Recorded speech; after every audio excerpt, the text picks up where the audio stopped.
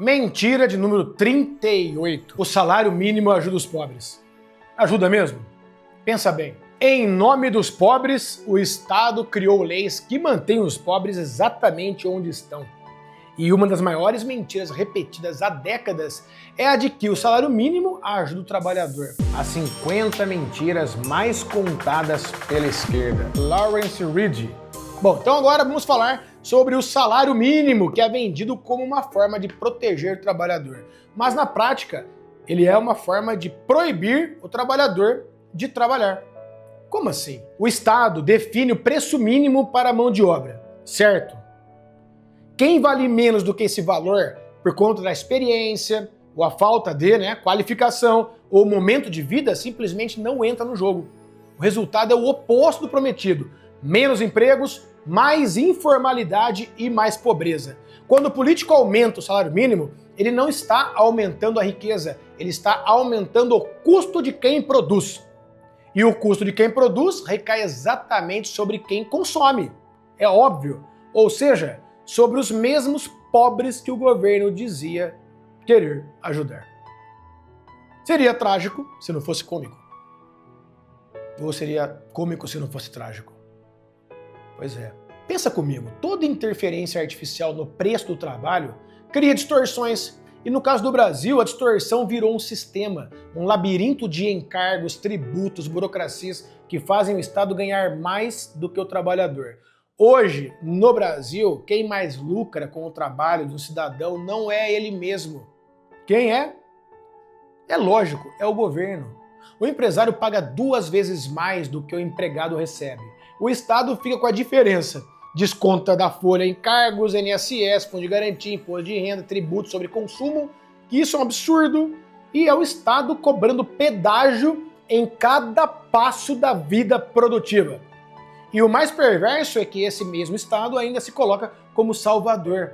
Ele se apresenta como aquele que garante os direitos trabalhistas, mas na verdade é quem mais se alimenta do suor do trabalhador. Bom, que isso fique claro. Esse sistema foi criado para que você nunca se emancipe. Enquanto o trabalhador depende do fundo de garantia, o governo usa o dinheiro dele. O dinheiro não é do governo, é seu. Enquanto ele contribui para o INSS, o governo gasta o que deveria estar guardando. E quando chega a aposentadoria, o que o cidadão recebe é apenas uma fraçãozinha daquilo que ele entregou durante a vida. O Estado fica rico, o trabalhador envelhece pobre e o ciclo recomeça. Agora, imagine se esse mesmo cidadão pudesse receber tudo o que realmente produz. Imagine se o dinheiro do seu trabalho fosse totalmente seu.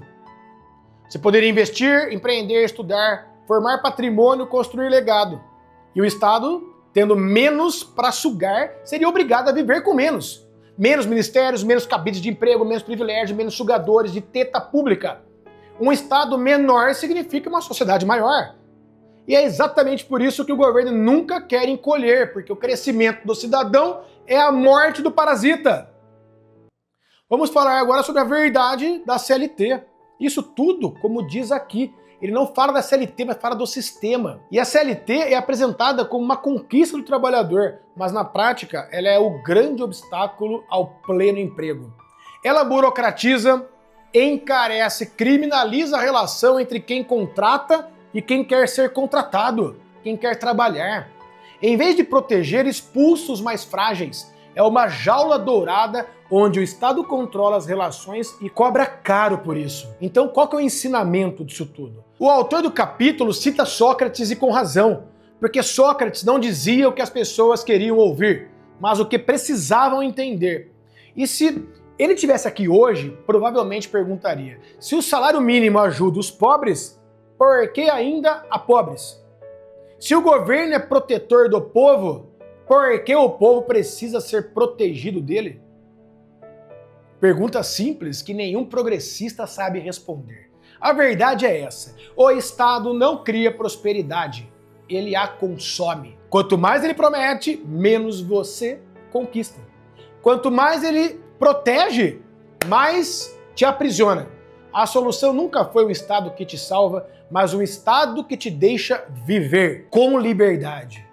Se esse conteúdo fez algum sentido para você, por favor, você é livre para compartilhar com aquele seu amigo socialista ou amiga socialista que acredita que o Estado distribui riqueza. Mostra para ele que o Estado só redistribui pobreza.